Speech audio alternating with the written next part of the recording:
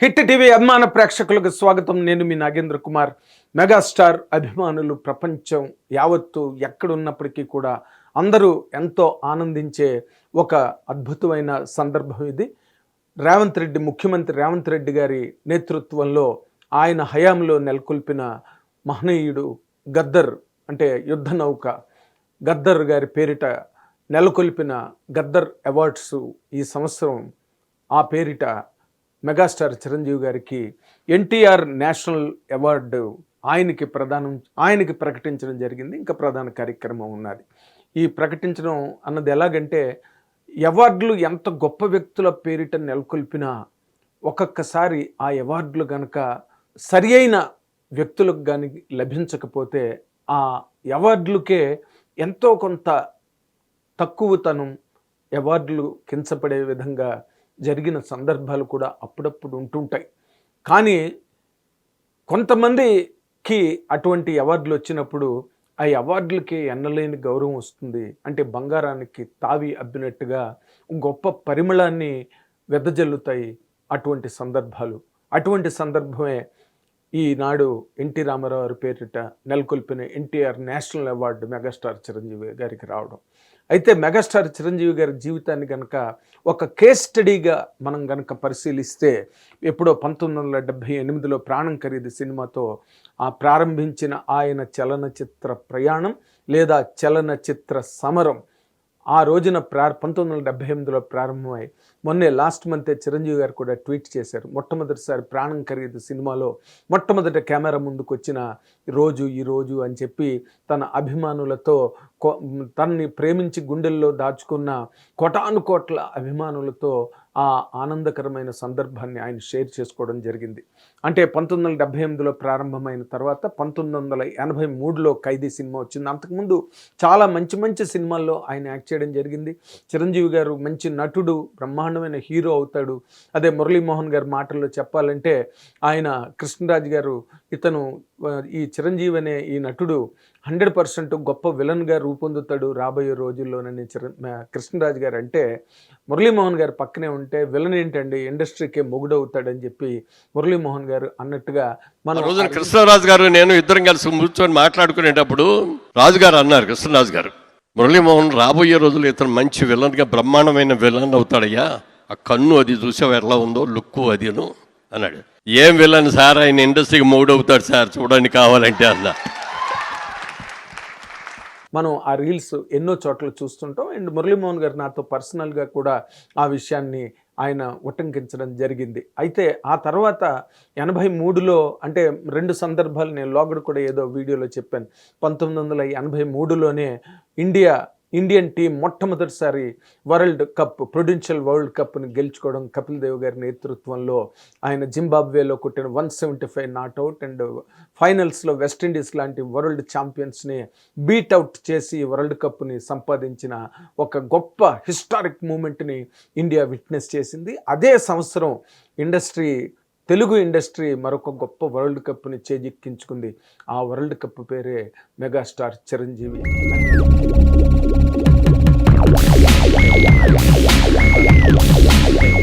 గతంలో చెప్పడం జరిగింది. మళ్ళీ ఈ సందర్భంలో కూడా మీకు ఆ సందర్భాన్ని గుర్తు చేస్తున్నా.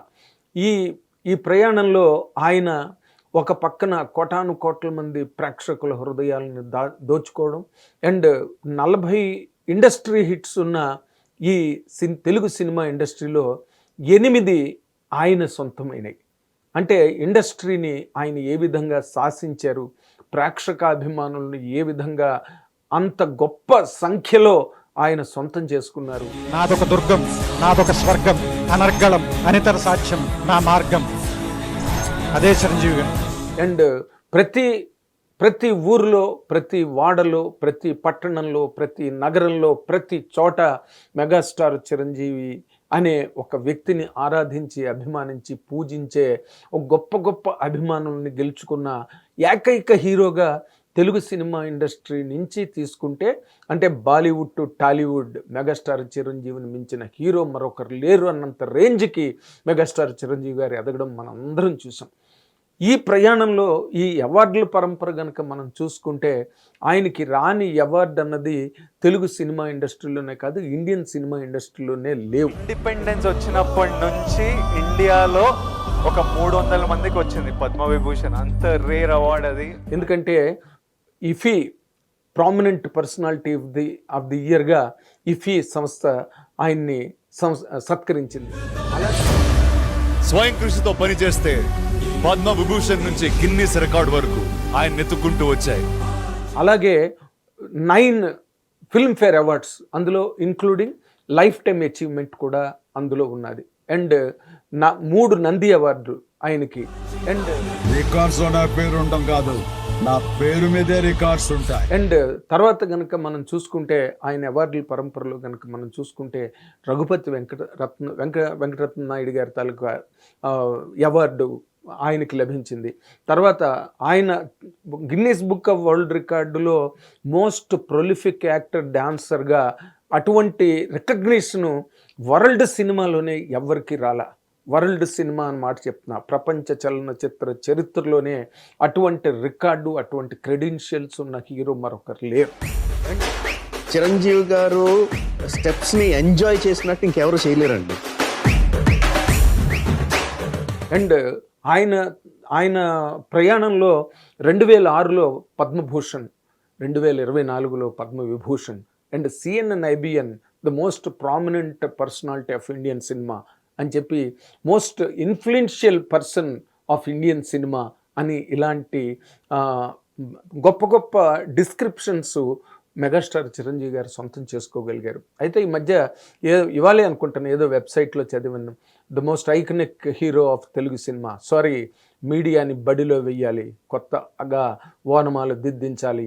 Is not just the most iconic hero of Telugu cinema, is the most iconic hero of Indian cinema అనే కొత్త మాటని మీడియా నేర్చుకోవాల్సిన అవసరం ఎంతైనా ఉంది. ఎందుకంటే అటువంటి గొప్ప వ్యక్తి, అంత గొప్ప ఘనమైన చరిత్రని నెలకొల్పి తెలుగువారికే అసలు ప్రపంచం యావత్తు గొప్ప పేరు ప్రతిష్టల్ని తీసుకొచ్చిన ఒక అంతటి గొప్ప హీరో మన ముందు మన హీరోగా తేజరిల్లుతున్నప్పుడు మాటలు సరిగ్గా రాసుకోవాలి. చక్కటి ఎక్స్ప్రెషన్స్, లాంగ్వేజ్ వస్తే సరిపోదు, లాంగ్వేజ్కి తగ్గ వొకాబులరీని కూడా మనం ఎగ్జిబిట్ చేయగలగాలి.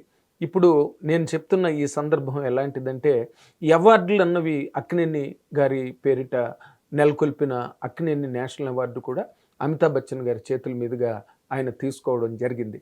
అలాగే బిగ్గర్ దెన్ బచ్చన్ అని వీక్ అనే ఒక నేషనల్ మ్యాగజైన్ ఎప్పుడో 2 దశాబ్దాల క్రితమే ఆయన్ని ప్రకటించి కవర్ పేజ్ చేయడం జరిగింది.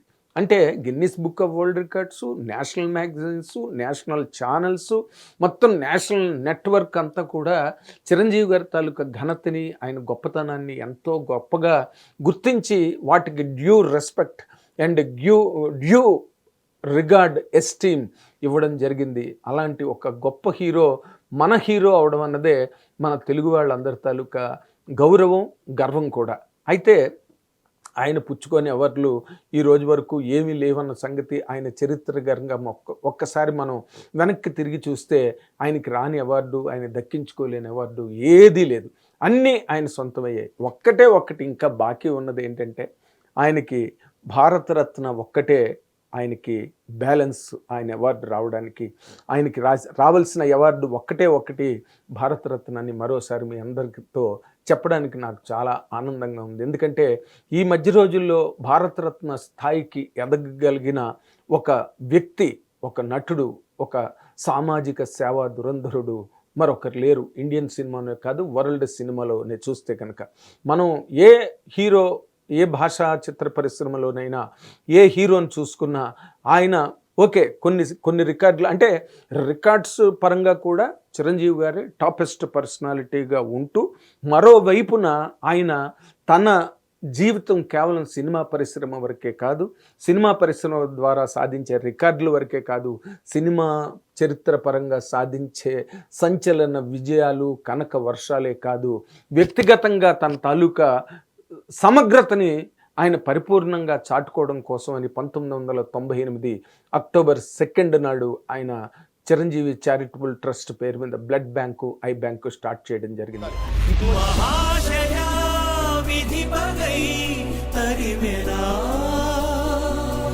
ఇటువంటి ఒక గొప్ప చర్య మరి వరల్డ్ సినిమాలోనే ఏ హీరో చేసిన సందర్భమే లేదు. అటువంటి ఉదాహరణే మరొకటి లేదు. ఆయన ఎవరినో చూసి లేకపోతే ఎవరో చేశారు కాబట్టి తాను చెయ్యాలన్న ఆలోచనతో చేసిన పని కాదు. ఆయన మనసులో పుట్టిన ఆలోచన, ఆయన మనసులో పుట్టిన సంకల్పమే ఎంతోమంది అంటే రక్తలేమితో ప్రాణాలు కోల్పోవలసిన వేలాది మందికి ఆయన ప్రాణభిక్ష పెట్టారు. అంటే అది కూడా ఆ charitable trust blood bank, charitable trust పేరుని నెలకొల్పిన blood bank and eye bank కూడా ఆయన సంపాదనతో మాత్రమే అటువంటి గొప్ప కార్యక్రమాన్ని నిర్వహించిన ఏకైక హీరోగా, ఏకైక మనస్విగా ఆయన గొప్ప పేరు ప్రఖ్యాతుల్ని ఈ సమాజ యవనిక పైన లిఖించగలిగారని చెప్పడానికి కూడా నాకు చాలా గర్వంగా ఉంది.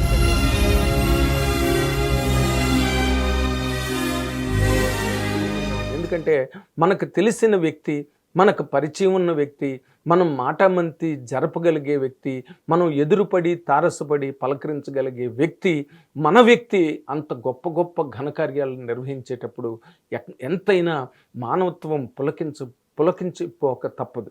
అండ్ ఆయన చేసిన ఈ కార్యక్రమాల వల్ల అంటే ఇప్పుడు భారతరత్న లాంటి అవార్డులు కేవలం ఒక ఫ్యాకల్టీని చూసి మాత్రమే ఇవ్వరు. ఆయన తాలూకా సమగ్రమైన నిజ జీవిత స్వరూపం, ఆ విశాలత్వం ఎలా ఉంది ఏంటి. ఇప్పుడు for example Guinness book of world రికార్డ్స్లో ఆయన రికార్డ్ నెంబర్ ఆఫ్ స్టెప్స్ని వాళ్ళు దాన్ని గిన్నిస్ బుక్ ఆఫ్ వరల్డ్ రికార్డులో రికార్డ్ చేసి దాని మీద ఆయన్ని గుర్తించి, ఆయన గౌరవించి, ఆయన సన్మానించిన సందర్భంగా వాళ్ళ బ్లాగ్లో, Guinness book of world records బ్లాగ్లో ఏమని రాశారు, ఆయన గొప్ప మానవతావాది, మానవ సేవే మాధవ సేవ అని నమ్మి ఎంతో గొప్ప హ్యుమానిటేరియన్ అవుట్లుక్తో హ్యూమన్ సర్వీసెస్కి ఎంతో కాంట్రిబ్యూట్ చేసిన వ్యక్తి అని చెప్పి ఆయన గురించి ప్రత్యేకంగా వాళ్ళ బ్లాగులు రాయడం జరిగింది. అంటే ఒక సమగ్రమైన స్వరూపం. భారతరత్న అంటే ఏంటి? ఒక Indian personality, the best personality of Indian ఎరేనా అన్న ఒక కాన్సెప్ట్తో అటువంటి అవార్డులు ఇవ్వడం జరుగుతుంది.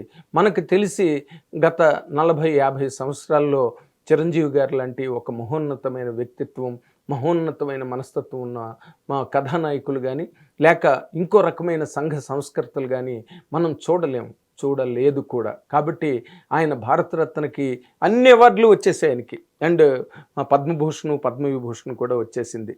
నెక్స్ట్ ఆయనకి రావాల్సింది మిగిలింది ఒక్క భారతరత్న మాత్రమే. అలాంటి ఒక మహా వ్యక్తి, మహా కథానాయకుడుని కొంతమంది అంటే ఏదో చాలా చులకనగా తృణీకార భావంతో కొన్ని పిచ్చి పిచ్చి ట్వీట్లు కానీ లేకపోతే పిచ్చి పిచ్చిగా కామెంట్లు కానీ చేయడం జరుగుతుంటుంది.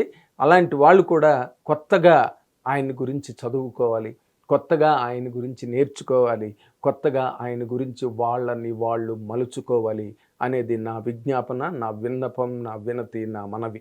అయితే చిరంజీవి గారు ఈ సందర్భంగా నేను ఇందాక చెప్పినట్టుగా ఈ అవార్డులన్నీ ఆయనకి చాలా సర్వసామాన్యం అయిపోయి, ఇంకా ఏ అవార్డు ఇవ్వడానికైనా మెగాస్టార్ చిరంజీవి గారి కన్నా పెద్ద వ్యక్తి ఎవరు? అండ్ రికార్డులకైనా మన వెంకటేష్ గారు కూడా శంకర్ వరప్రసాద్ గారు సక్సెస్ మీట్లో చెప్పారు, ఇండస్ట్రీ రికార్డ్స్ అన్నీ బాస్కే వెళ్తాయని చెప్పి.